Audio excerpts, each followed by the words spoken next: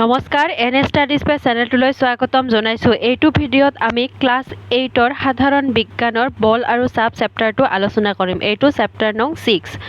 এইটো চেপ্টাৰ যিহেতু তোমালোকৰ ছেকেণ্ড ইউনিট টেষ্টত আহিব, সেইকাৰণে মই সোনকালে দিয়াৰ চেষ্টা কৰিছোঁ আৰু কুৱেশ্যনবিলাক বহুত শ্বৰ্টকৈ লিখি দিছোঁ যাতে তোমালোকক মুখস্থ কৰাত একো অসুবিধা নহয়, সহজতে যাতে মুখস্থ কৰি ল'ব পাৰা। আৰু মই তোমালোকক এই কুৱেশ্যন এনচাৰবোৰ ধুনীয়াকৈ বুজাই দি দিম। এবাৰ বুজি পালে আৰু বেছি টান ফিল নহ'ব। আৰু তোমালোকে পৰীক্ষাৰ কাৰণে কোনকেইটা ইম্পৰ্টেণ্ট কুৱেশ্যন হয় সেইকেইটা মই কৈ যাম। তোমালোকে ভিডিঅ'টো শেষলৈকে চাই যাবা আৰু নোট বহি লোৱা আৰু কলম লোৱা, দাগ দি ৰাখিবা আৰু লিখি ৰাখিবা। ফাৰ্ষ্ট কুৱেশ্যনটো হৈছে বস্তুৰ গতিশীল অৱস্থাৰ পৰিৱৰ্তন ঘটাবলৈ ঠেলা বা টনা দুটা প্ৰক্ৰিয়াৰ উদাহৰণ দিয়া। মানে ধৰি লোৱা এইটো এটা বস্তু, এইটো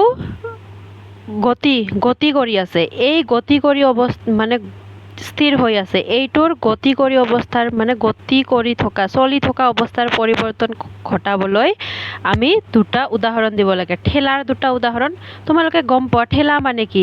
ধৰি লোৱা পুতলা গাড়ী এখন ঠেলি তাৰ স্থান সলনি কৰা। তোমালোকে যে সৰুকালতে গাড়ী লৈ খেলিছিলা, এইখন ঠেলি এনেকৈ স্থান গতি সলনি কৰি দিলা।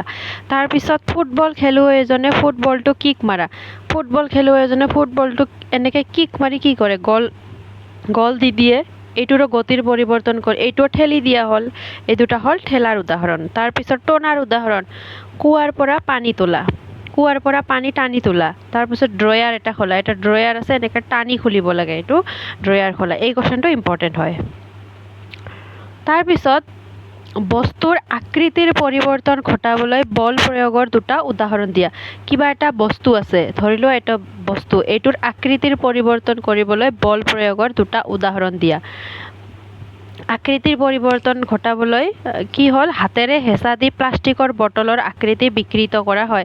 হাতেৰে আমি হেঁচি কি কৰিব পাৰোঁ? প্লাষ্টিক বটল এটাৰ আকৃতি চেঞ্জ কৰি দিব পাৰোঁ, চেপেটা লগাই দিব পাৰোঁ। তাৰপিছত ৰবৰৰ বল এটাক হেঁচা দি তাৰ আকাৰ সলনি কৰা হয়। ৰবৰৰ বল এটা যদি তোমালোকে হেঁচা মাৰি দিয়া, সেইটো চেপেটা হৈ যায়, তাৰপিছত আকৌ নিজৰ আকাৰলৈ ঘূৰি আহে। মানে আমি কি কৰিব পাৰোঁ? আকৃতি চেঞ্জ কৰিব পাৰোঁ। তলৰ উক্তিবোৰত খালী স্থান পূৰ কৰা। 1 নম্বৰ, 2 নম্বৰ, 3 নম্বৰ এইকেইটা ইম্পৰ্টেণ্ট হয়। খালী ঠাই, কুঁৱাৰ পৰা পানী তুলিবলৈ আমি ৰছীডাল কি কৰিব লাগে? টানিব লাগে, একেবাৰে ইজি। তাৰপিছত এটা আধানযুক্ত বস্তুৱে আন এটা আধানহীন বস্তুক নিজৰ ফালে কি কৰে? আকৰ্ষণ কৰে। এটা কাৰেণ্টৰ তাৰৰ ভিতৰত দুডাল কি থাকে? সৰু সৰু তাঁৰ থাকে যে, এই দুটাৰে আধান বেলেগ বেলেগ হয়, মানে একে গুণ বিশিষ্ট নহয়। সেইকাৰণে যদি এইটোত আধান আছে, এইটোত আধান নাই, সেইকাৰণেহে এই দুটাই লগ লাগি জুই জ্বলি উঠে, মানে আকৰ্ষণ কৰে। এটা আধানযুক্ত বস্তুৱে আন এটা আধানহীন বস্তুক নিজৰ ফালে আকৰ্ষণ কৰে। তাৰপিছত বোজাই কৰা ট্ৰলি গাড়ী এখন গতি কৰাবলৈ আমি ইয়াক ঠেলিব বা টানিব লাগে। তোমালোকে যে শ্বপিং মলত যোৱা ট্ৰলি যে দিয়ে, এইটো মানে গতিৰ চেঞ্জ কৰিবলৈ এইটো লৰচৰ কৰাবলৈ আমি হয়তো এইটোক টানিব লাগে নাইবা ঠেলিব লাগে। তাৰপিছত এডাল চুম্বকৰ উত্তৰ মেৰুৱে আন এডাল চুম্বকৰ উত্তৰ মেৰুক কি কৰে? বিকৰ্ষণ কৰে। এইটো এটা চুম্বক, এইটো চাউথ, এইটো নৰ্থ। তাৰপিছত এইটো এটা চুম্বক, এইটো চাউথ, এইটো নৰ্থ। এই নৰ্থ আৰু চাউথ যেতিয়া একেলগ হ'ব তেতিয়াহ'লে আকৰ্ষণ কৰিব। কিন্তু এডাল চুম্বকৰ উত্তৰ মেৰুৱে এইটো, ধৰি লোৱা এইটো নৰ্থ, যেতিয়া এই দুটা মূৰ একেলগ লগাই দিয়া হয় তেতিয়া বিকৰ্ষণ কৰে, আকৰ্ষণ নকৰে, বিকৰ্ষণ কৰে। তাৰপিছত তোমালোকক এটা কণ্ডিশ্যন দি দিছে, কণ্ডিশ্যনৰ পৰা তোমালোকে খালী ঠাই পূৰ কৰিব দিছে। এজন ধনুৰ্ধাৰীয়ে তেওঁৰ ধনুখন লক্ষ্যলৈ টুৱাই টানি ধৰিলে। এজন ধনুধাৰীয়ে ধনুখন কি কৰিলে? এইম কৰি টানি ধৰিলে। এই টানি ধৰিলে কি কয়? ধনুখন আগতে সৰু হৈ আছিল, টানি ধৰাতে ৰছীডাল টান খাই অলপ আকৃতিৰ চেঞ্জ হৈ গ'ল। তেওঁ নিক্ষেপ কৰা কাঁড়ডাল লক্ষ্যলৈ ধাৱমান হ'ল। তাৰপিছত এইটো কি কৰি দিলে? টানি এৰি দিলে, মানে ধনু মাৰি দিলে। তাৰপিছত কি হ'ল? লক্ষ্যত গৈ ধাৱমান হ'ল, তাতে গৈ লাগিল। এই কথাখিনিৰ আধাৰত তলত দিয়া শব্দসমূহ ব্যৱহাৰ কৰি খালী ঠাই পূৰ কৰিব দিছে। ধনুখন টানিবলৈ ধনুধাৰীয়ে প্ৰয়োগ কৰে যি ইয়াৰ কি কৰে? আকৃতিৰ পৰিৱৰ্তন ঘটায়। ধনুখন টানিবলৈ ধনুধাৰীয়ে যেতিয়া বল প্ৰয়োগ কৰে, এইটো টানি লয়, তেতিয়া ধনুখন আগতে সৰু হৈ আছিল, এতিয়া ডাঙৰ হৈ গ'ল, আকৃতিৰ পৰিৱৰ্তন হ'ল। তাৰপিছত ধনুখন টানিবলৈ ধনুৰ্ধাৰীয়ে প্ৰয়োগ কৰা বল পেশীয় বল। পেশীয় বল মানে কি নিজৰ শৰীৰৰ মাংস এইবিলাক দি বলটো লগাইছে, বেলেগ বল একো প্ৰয়োগ কৰা নাই, নিজৰ শৰীৰৰ বল, সেইকাৰণে এইটো কি বল কোৱা হয়? পেশীয় বল। কাঁড়ডালৰ গতিশীল অৱস্থাৰ পৰিৱৰ্তন ঘটোৱা বলবিধ হৈছে স্পৰ্শ বলৰ উদাহৰণ। আৰু কাঁড়ডাল যে মাৰি দিলে, এইটো টানি তাৰপিছত মাৰি দিলে, এইটো কি হ'ল? গতিশীল কৰি দিলে। আগতে স্থিৰ হৈ আছিল, তাৰপিছত গতি কৰি গৈ বেলেগ এটা জেগাত লাগি গ'ল। এইটো কি কৰা? এইটো টানি মাৰি দিয়াৰ কাৰণে হ'ল, স্পৰ্শ কৰা, টাচ কৰাৰ কাৰণে হ'ল। বিনা টাচ কৰিতো আমি কৰিব নোৱাৰিলোহেঁতেন, সেইকাৰণে এইটো স্পৰ্শ বলৰ উদাহৰণ। তাৰপিছত কাঁড়ডাল লক্ষ্যৰভাৱে গতি কৰা অৱস্থাত ইয়াৰ ওপৰত ক্ৰিয়া কৰা বলবোৰ হৈছে, তোমালোকৰ এই মাধ্যাকৰ্ষণৰ স্থানটো মানে খালী ঠাইটো কিতাপত দিয়া নাই, কিন্তু ইয়াতে হ'ব, এইটো মাধ্যাকৰ্ষণ হ'ব আৰু বায়ুৰ বাবে হোৱা ঘৰ্ষণ হ'ব। মানে কিবা এটা বস্তু যদি এনেকে যায় বা তলত পৰে, এইটো কোৱা হয় যে মাধ্যাকৰ্ষণ শক্তি আছে, পৃথিৱীৰ মাধ্যাকৰ্ষণ শক্তি আছে, সেইকাৰণে কৈছে। আৰু বায়ুৰ বাবে হোৱা, বায়ুৰ লগত কি হ'ল? ঘৰ্ষণ হ'ল, ঠেলা হেঁচা হ'ল যে, এইটো ঘৰ্ষণ। বায়ুৰ লগত এনেকে গৈছে, বায়ুৰ লগতেতো ঘৰ্ষণ হৈ গৈছে, সেইকাৰণে এইটো ঘৰ্ষণ বুলি কোৱা হয়। মুখস্থ কৰিবা। তাৰপিছত এই 4 নম্বৰ 5 নম্বৰ এইটো পৰীক্ষাৰ কাৰণে ইমান ইম্পৰ্টেণ্ট নহয়, তোমালোকে জাষ্ট এবাৰ ৰিডিং পঢ়ি ল'বা, মুখস্থ কৰিব নালাগে। তলৰ অৱস্থাসমূহত বল প্ৰয়োগ কৰা কাৰকবোৰ আৰু কোনবোৰ বস্তুৰ ওপৰত বল প্ৰয়োগ কৰা হৈছে সেইবোৰ চিনাক্ত কৰিব কৈছে। মানে কোনবোৰ বস্তুৰ ওপৰত বল প্ৰয়োগ কৰা হৈছে আৰু বল প্ৰয়োগ কৰা কাৰকবোৰ চিনাক্ত কৰিব কৈছে। ৰস উলিয়াবলৈ হাতৰ আঙুলিৰে এটুকুৰা নেমু চেপি ধৰা। ৰস উলিয়াবলৈ হাতৰ আঙুলিৰে নেমু, এইটো কাৰক। কিহে কৰিছে? হাতৰ আঙুলিৰে, হাতৰ আঙুলিটো হ'ল কাৰক। ক্ৰিয়াশীল বস্তু নেমু টেঙাটোৰ ৰস, ক্ৰিয়াশীল বস্তু মানে ক্ৰিয়াশীল বস্তুটো কি হ'ল? নেমু টেঙাটোৰ ৰস। আৰু পৰিণতি কি হ'ল? আকৃতিৰ পৰিৱৰ্তন আৰু ৰসৰ গতি। নেমুটোৰ আকৃতিৰ পৰিৱৰ্তন হ'ল আৰু ৰসৰ গতি, ৰসটো ওলাই আহিল। তাৰপিছত পাৰিলে তোমালোকে মুখস্থ কৰি যাবা। পৰীক্ষাত যদি তোমালোকে 100% 50ৰ ভিতৰত 50 বা 25ৰ ভিতৰত 25 মাৰ্কছ পাব খোজা, তেতিয়াহ'লে পঢ়িব লাগিব সকলোবিলাক কুৱেশ্যন। কিন্তু তোমালোকে যদি পাছ কৰিব খোজা, মই সেইকাৰণে ইম্পৰ্টেণ্টখিনি কৈ আছোঁ। 1, 2, 3 এইখিনি ইম্পৰ্টেণ্ট হয়। টুথপেষ্ট টিউবৰ পৰা পেষ্ট ওলোৱা।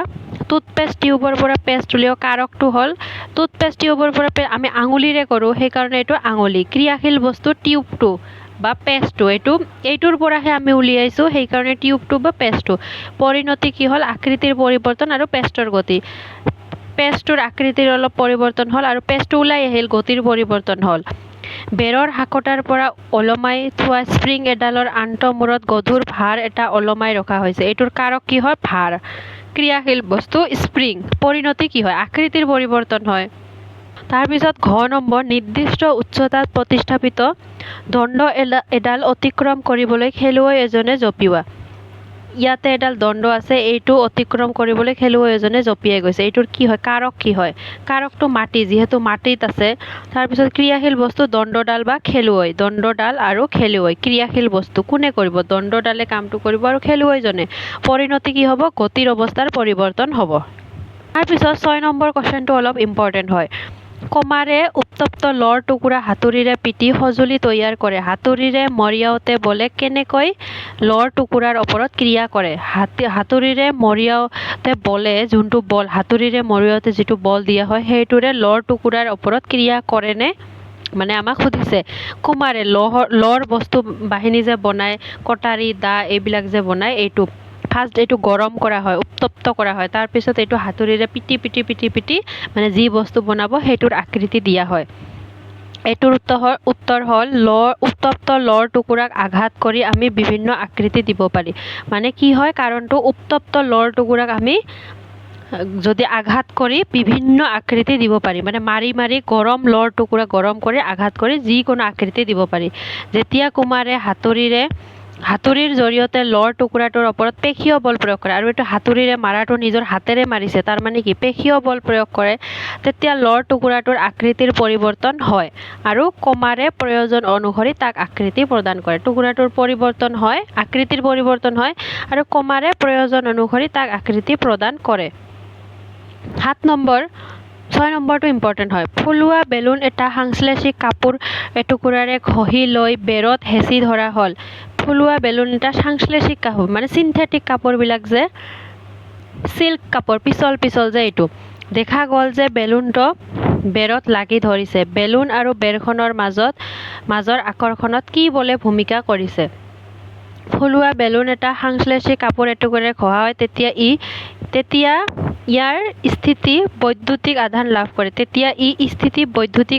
লাভ কৰে সাংশ্লেষিক কাপোৰেৰে যেতিয়া বেলুন এটা কি ঘঁহা হয় তেতিয়া কি হয় বৈদ্যুতিক এটা আধান লাভ কৰে আধানমুক্ত বস্তুৱে আন আধানযুক্ত অথবা আধানহীন বস্তুৰ ওপৰত স্থিতি বৈদ্যুতিক বল প্ৰয়োগ কৰে হয় তেতিয়া কি হয় বৈদ্যুতিক আধান লাভ কৰে আৰু এই আধানমুক্ত বস্তুৱে আধানযুক্ত বস্তুৰ লগত কি হয় বৈদ্যুতিক বল প্ৰয়োগ কৰে সেয়েহে আধানযুক্ত বেলুনটোত কি থাকে আধানযুক্ত বেলুনটো বেৰত হেঁচি ধৰিলে বেলুনটো আৰু বেৰখনৰ মাজত স্থিতি বৈদ্যুতিক বলে ক্ৰিয়া কৰে আৰু বেলুনটো বেৰখনত লাগি ধৰে এই 7 নম্বৰটো ইমান ইম্পৰ্টেণ্ট নহয় কিন্তু পঢ়ি থৈ দিবা এবাৰ মাটিৰ পৰা কিছু ওপৰত হাতেৰে দাঙি ধৰি থকা অৱস্থাত পানীপূৰ্ণ বাল্টি এটাত ক্ৰিয়াশীল বলবোৰ চিনাক্ত কৰা বাল্টিটোৰ ওপৰত ক্ৰিয়া কৰা বলসমূহে কিয় ইয়াৰ গতি অৱস্থাৰ পৰিৱৰ্তন ঘটাব পৰা নাই আলোচনা কৰা মাটিৰ পৰা কিছু ওপৰত হাতেৰে দাঙি ধৰা অৱস্থাত হাতেৰে দাঙি অলপ পানীপূৰ্ণ বাল্টি এটাত ক্ৰিয়াশীল বলবোৰ চিনাক্ত কৰা বাল্টিটোৰ ওপৰত ক্ৰিয়া কৰা বলসমূহে কিয় ইয়াৰ গতি অৱস্থাৰ পৰিৱৰ্তন ঘটাব পৰা নাই উত্তৰ মাটিৰ পৰা কিছু ওপৰত বাল্টি এটা দাঙি ধৰি থকা অৱস্থাত বাল্টিটোৰ ওপৰত দুই ধৰণৰ বলে ক্ৰিয়া কৰে কি বলে ক্ৰিয়া কৰে যেতিয়া তুমি ইমান কষ্ট কৰি দাঙি ধৰি আছা তাৰ মানে কি হয় হাতৰ দত এনেকে দ্বাৰা পেশীয় বল এটা পেশীয় বল প্ৰয়োগ কৰা হৈছে আৰু পৃথিৱীৰ মাধ্যাকৰ্ষণ বল বা বাল্টিৰ ওজন আগতে মই কৈছিলোঁ যে পৃথিৱীত যিকোনো বস্তু তলৰ পিনে যে মানে ঠেলি ধৰে বা আহি যায় সেইটো পৃথিৱীত মাধ্যাকৰ্ষণ বল থকা বুলি কোৱা হয় আৰু বাল্টিটোৰো যিহেতু ওজন আছে সেইকাৰণে তলৰ পিনে মানে কি হয় গতি কৰে আৰু কি হয় হাতৰ পেশীয় বল প্ৰয়োগ কৰা হৈছে বাল্টিটো যেতিয়া আমি দাঙি ধৰোঁ তেতিয়া আমি বাল্টিটোৰ ওচৰৰ সমান পেশীয় বল প্ৰয়োগ কৰোঁ বাল্টিটো আমি যেতিয়া দাঙি ধৰোঁ তেতিয়া কি কৰোঁ বাল্টিটোৰ ওজনৰ সমান মানে যিমান ওজন আছে সেইখিনি দাঙিবলৈ আমি পেশীয় বল প্ৰয়োগ কৰোঁ ফলত বাল্টিটোৰ ওজনৰ সমান বল প্ৰয়োগ কৰা হয় আৰু লব্ধ বলৰ মান 0 হয় আৰু আমি যিখিনি মানে ওজন আছে সেইখিনি হিচাপতে বল প্ৰয়োগ কৰোঁ সেইকাৰণে তলৰ পিনে যোৱাটো মানে অলপ অসম্ভৱ হয় মানে সেইটো বলৰ মান 0 হয় ফলত বাল্টিটোৰ গতি অৱস্থাৰ কোনো পৰিৱৰ্তন নহয় আৰু সেইকাৰণে বাল্টিটো মাটিৰ ওপৰত থাকিলেও মানে স্থিৰ অৱস্থাত থাকে কাৰণ আমি পেশীয় বল ওজন অনুপাতে ব্যৱহাৰ কৰা হৈছে ইম্পৰ্টেণ্ট হয় মনত ৰাখিবা কোৱেশ্চনটো তাৰপিছত কক্ষপথত স্থাপনৰ বাবে ৰকেট এটা ওপৰলৈ নিক্ষেপ কৰা হৈছে নিক্ষেপস্থলী এৰাৰ 5 মুহূৰ্ততে ৰকেটৰ ওপৰত ক্ৰিয়া কৰা বল দুবিধৰ নাম লিখা কক্ষপথত স্থাপনৰ বাবে ৰকেট এটা কি কৰা হৈছে নিক্ষেপ কৰা হৈছে নিক্ষেপস্থলী এৰাৰ 5 মুহূৰ্ততে ৰকেটৰ ওপৰত ক্ৰিয়া কৰা বল ৰকেটৰ ওপৰত ক্ৰিয়া কৰা বল দুবিধৰ এইটো মই বাৰে বাৰে কৈছোঁ সকলো বস্তুতে মাধ্যাকৰ্ষণ বলে ক্ৰিয়া কৰে আৰু বায়ুমণ্ডলৰ ফলত সৃষ্টি হোৱা ঘৰ্ষণ আৰু এই ৰকেটটো যে গৈছে বায়ুমণ্ডলৰ লগত ঠেলা হেঁচা ধাক্কা ধাক্কি খাইছে কাৰণ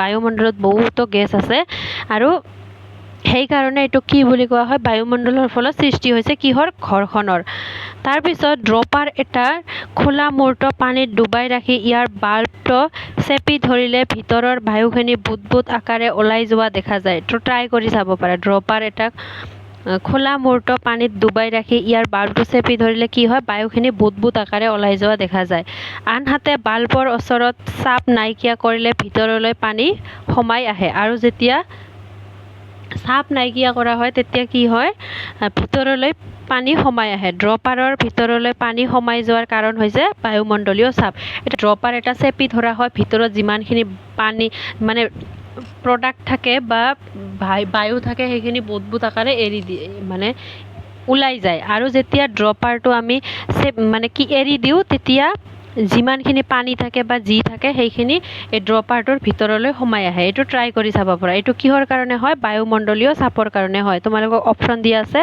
ইয়াৰ ভিতৰত ঘ নম্বৰ এনচাৰটো শুদ্ধ হ'ব এইটো চেপ্টাৰত এইখিনিয়ে কোৱেশ্চন আছিল তোমালোকে যিখিনি ইম্পৰ্টেণ্ট বুলি ক'লোঁ সেইখিনি পঢ়িলেই তোমালোকে হৈ যাব আৰু ভিডিঅ'টো যদি শেষলৈকে চাইছা প্লিজ মোৰ চেনেলটো ছাবস্ক্ৰাইব কৰি দিবা থেংক ইউ